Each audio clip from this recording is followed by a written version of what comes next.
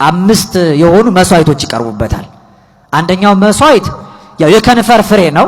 የከንፈራችን ፍሬ ባንደበታችን ለእግዚአብሔር የከንፈርን ፍሬ ምስጋና ዝማሬ የምታቀርብበት ስለሆነ ባንደበታችን ካህኑ ብቻ እያለኛ ቆመን የምንሰማው አይደለም። ለምሳሌ እንደዚህ አይነት ስርዓቶች እኮ አሉ።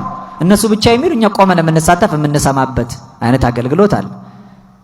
ይሄ ስርዓተ ቅዳሴ ግን በተለየ መልኩ እኛ ራሳችን ደጋግመን እግዚአብሔርን ለማመስገን ሱታፌ ጸሎት የጸሎት ተሳትፎ የምናደርግበት የከንፈራችን ፍሬ ለእግዚአብሔር መስዋዕት ሆኖ የሚቀርብበት።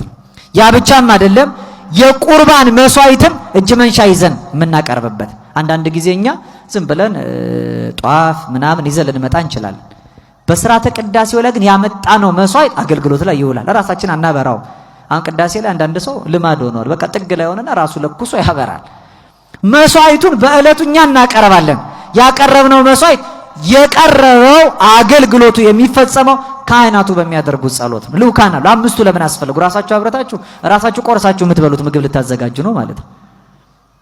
በዚያ ላይ የከንፈር ፍሬ ሲባልም ይበል ካህን ይበል ዲያቆን ከሚለው ውጪ አሁን ለምሳሌ ጸልዩ እየተባለ ይታወጃል። ጸልዩ ተብሎ ሲታወጅ ተሰጦ ካለ ተሰጦ እንመልሳለን።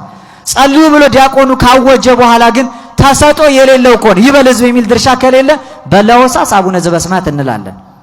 ለምሳሌ ጸልዩ በእንቲአነ ወበእንተ ኩሎሙ ስለኛ ስለሁላችን እና እንደገና ደግሞ በዛሬው ዕለት መታሰቢያ ስለሚያደርጉ ሰዎች ስለሚደረግለት ሰዎች ጸልዩ ብሎ ቁርባን ሊወርድ ሲል ጸልዩአል። ቅዱስ ብለን አይደለም የምንጸልየው። ያን ጊዜ 150 መዝሙረ ዳዊት በአባቶቻችን ይደገማል። 150ኛው መዝሙረ ዳዊት አባቶቻችን ሰብሕዎ ለእግዚአብሔር እያሉ ይጸልዩታል።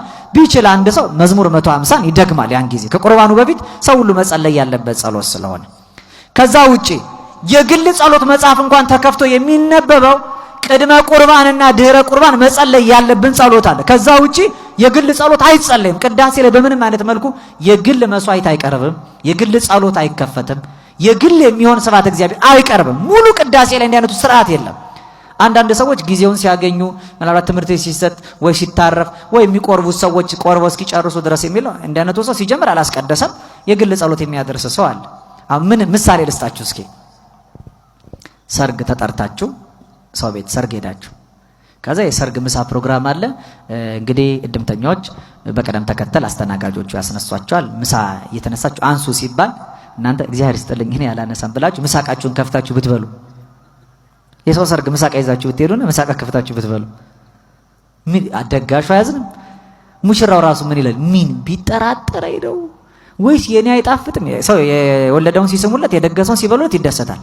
እንደዛ እኮ ነው ቤተክርስቲያን ትልቅ ማዕድ አዘጋጅታ ክርስቶስ ራሱን ምግብ አድርጎ ሰጥቶ ቤተክርስቲያን በጋራ ቅዳሴ የሚባል የከንፈር ፍሬ መስዋዕት አዘጋጅታ ቴንክ ዩ እኔ ራሴን ይጃለሁ ብሎ ጸሎት መጽሐፍ ከፍቶ ማንበብ ማለት የራስን ምሳቃ ከፍቶ መብላት ማለት ነው። ምን ያህል ያሳዝነው እንደሚችል አስቦ የሰማዩን ሙሽራ በቅዳሴው አገልግሎት የማይበር ጸሎት እንጂ የግል ተልኮ የለም። የተሰራው ስርዓት አለ። የከንፈር ፍሬ መስዋዕት በጋራ ነው የሚቀርበው። በግል ተነጥሎ የሚቀርብ ውዳሴ ማርያም መድገም ካስፈለገ አባቶች እኮ አለ ሰዓት አለ ይደገማል በጋራ። እኔ አልደገምኩም ዛሬ አይባልም። የተደገመው ጸሎት ለሁላችን ሰርቷል። እኛ ግዴታ ካልጸለይን አይሰማም አይደለም። ሌላው የጸለየው በሙሉ ስለኛ ተሰምቷል። ካህኑ ያደረሰው ጸሎት ለኛ ተሰምቷል። ሌላው ቁርባን ነው። ቁርባኑ እኛ ለብቻችን ይዘን የምንመጣው ነገር የለንም። ከንፈር ፍሬ የመጀመሪያው መስዋዕት ነው። ሁለተኛው ራሱ ህብስቱና ወይኑ መስዋዕት ነው። ሶስተኛ መብራት ነው። መብራት ማይቶት ይባላል። ጧፍ ሊሆን ይችላል፣ ሻማ ሊሆን ይችላል። በጣም ያስቃል። እንገባና ምን እንላለን? የኛን ሻማ እንለኩስን ቁጭ አድርገን እንተክለዋለን። አንዳንድ ጊዜ ይሄ ማለት የራስን ምሳቃ ይዞ ከፍቶ እንደመብላት ነው። በቃ የኔ ካልበራልኝ እንዴ አንተ ማምጣት ነው። እግዚአብሔር ተቀብሎታል። ከተቀበለው አንቺ ማምጣትሽ እግዚአብሔር ተቀበለው። ከተቀበለው በማይበ የአንዱን ዛሬ እድለኛ ነው የገሌ እኮ ጧፍ ነው የበራልን አይባልም። በቃ የሁላችን ጧፍ ነው የበራልን። ይዘን ከምንመጣው መባ መስዋዕት መካከል የገሌስ እንዴ ነው ዛሬ ብስቶ ዘጋይቶ ስጋ ይሆነው አንልም። በቃ ለቤተልሔም የሚገባውን ዘቢቡን ይሁን ስንዴውን ይሁን ካስገባን በኋላ ማንም ያስገባ ማን የተለወጠው ቀን እግዚአብሔር እኛ የሰጠነውን መባ እጅ መንሻ ይቀበላል። ካላቸው የሚሰጡት ከሌላቸው ቢኖረኝ ይሰጥ ነበር ብለው የሚፈቅዱት ፈቃዳቸውን ተቀብለው መንግስቱን ያወርሳል። ይሄ እኮ ጸልዩ በእንተ መባ በእንተ እለ ያበው መባ ስለሚያገቡ ሰዎች ጸልዩ ሲባል በጋራ የምንጸልየው ጸሎት ላይ ያለ ነው። አባቶቻችን ይደግሙታል። ይሄን ካላቸው ወደው የሚሰጡ ከሌላቸው ላይ ደግሞ ቢኖረኝ እሰጣለሁ የሚሉትን ፈቃዳቸውን ተቀብለው መንግስቱን የሚያወርስ አምላክ ነው ተብሎ በርኅራኄ ተመስግኖበታል። ስለዚህ የሁላችን ጸሎት አንድነት የሚሰማበት ስለሆነ የከንፈራችን ፍሬ መስዋዕት፣ ቁርባኑ ህብስቱ መስዋዕት፣ ማይቶት መብራቱ መስዋዕት ይሆናል። ሌላው ዕጣን መስዋዕት ይሆናል። ዕጣን የሚሰዋ ነገር ነው። መብራት የሚሰዋ ነገር ነው። ዕጣን እንዲያው በሉቃስ ወንጌል ምዕራፍ 1 ቁጥር 18 ላይ ካህኑ ዘካርያስ ወደ ቤተ መቅደስ ገብቶ መስዋዕት ዕጣን ሲያሳርግ ቅዱስ ገብርኤል ሊቀ መላእክት በዕጣኑ መሰዊያ ቀኝ ቆሞ ታይ። መሰዊያ ማለት መስዋዕት ነው ማለት ነው።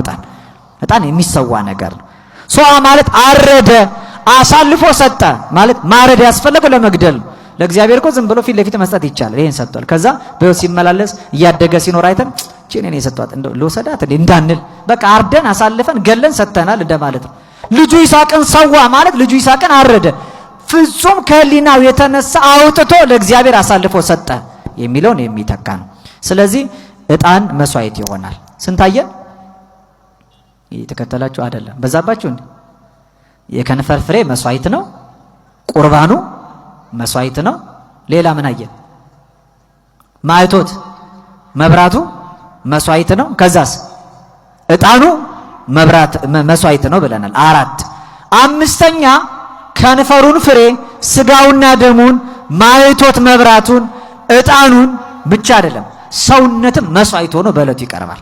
የሮሜ መልእክት ምዕራፍ 12 ቁጥር 1 ላይ ወንድሞቼ ሆይ ሰውነታችሁ ለእግዚአብሔር ሕያውና ቅዱስ መስዋዕት አድርጋችሁ ታቀርቡ ዘንድ በእግዚአብሔር ራእይ ለምናቸዋለሁ፣ ይሄውም ለአእምሮ የሚመች አገልግሎታችሁ ነው ተብሏል። ስለዚህ ሰውነት ራሱ መስዋዕት ሆኖ ይቀርባል። አሁን ዝም ብሎ ቆመን ይሄ ፊዚካሊ የኛ ቦዲ ብቻ ፕሬዘንት መሆን የለበትም። ይሄ አፍ ቀለም ይነዳ ልብ ጓዳ ያሰናዳል ይላሉ አባቶቻችን። ዝም ብሎ ስጋችን ይቆምና ሐሳባችን አሁን ቅዳሴው 9 ቤት ሲሄድ ገሌን አገኛለሁ እንዲበላለው ምናምን የሚል ሰው አለ። አሁን ስጋው ደም ለመብላት ነው ማሰብ ያለበት ሰው ቤቱ ሄዶ የሚበላውን አይደለም። ቅዳሴ የሚያልቅበትን ሰዓት ሰውነትን መስዋዕት አድርጎ ማቅረብ ያስፈልጋል። ሰውነትን መስዋዕት አድርጎ ማለት ፍጹም መስጠት። ያኔ ምን እናደርጋለን? አርነኖ ከተባለ አርነኖ፣ አትቶ ረሰከሙ ከተባለ ራስን ዝቅን ማድረግ፣ ስግዱ ለእግዚአብሔር ከተባለ መስገድ። ይሄ ሁሉ ሰውነትን አሳልፎ መስጠት፣ ከእግዚአብሔር ፊት መጣል፣ በትእዛዙ እጅን መዘርጋት ካልደከመን በቀር መቀመጡ በስርዓት ውስጥ የሆነ ቦታ ላይ ተቀመጡ የሚል እንዲያውም ወንበር እንዲኖር ሁሉ አይፈቀድም። እኛ ጋር ነው ያለው። አሁን ከኛ እምነት ስርዓት አምልኮ ጋር አንድ የሆኑ የህንድ ቤተክርስቲያን ብትመለከቱ ቅዳሴ ሰዓት ላይ ወንበር የሚባል ቤተ መቅደስ ውስጥ የለም። ግራ ገብቶ ሊጸዳ ተነስቶ ነው ትላላችሁ። እንደ ቤተክርስቲያን ብትሄዱ ቅዳሴ ላይ የትኛውም አይነት ወንበር አይቀመጥም። ለምን ሲባል እንዴ ቀራንዮ እመቤታችን በቀኝ ዮሐንስ በግራው ፈያታዊ ዘመን ተቸንክሮ ጌታችን ራሱ መስዋዕት ለማቅረብ የቆመበት ስርዓት ነው። ቅዳሴ ማለት ይሄ ነው። ስለዚህ የመቆም ነው እንጂ ቅዳሴ ለመቆም ራሳችንን ማበርታት ነው።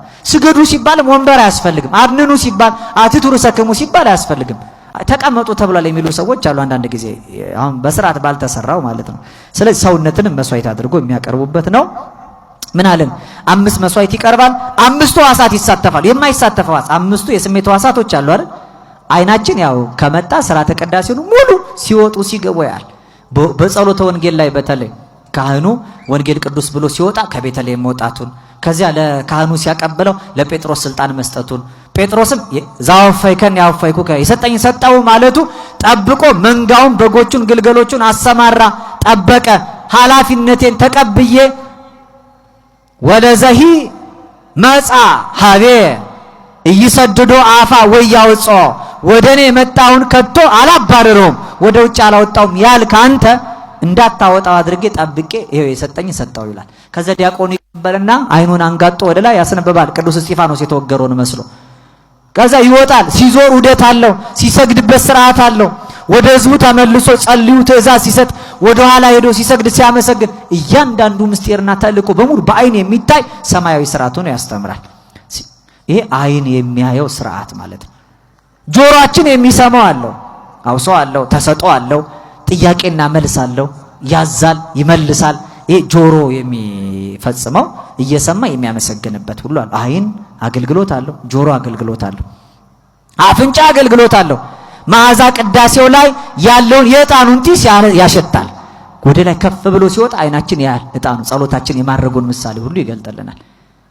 አፋችን ጠበሉን፣ አፋችን ስጋውና ደሙን ይበላል፣ ይጠጣል፣ ይቀምሳል። እጃችን የሚዳስሰው ብዙ ነገር አለ።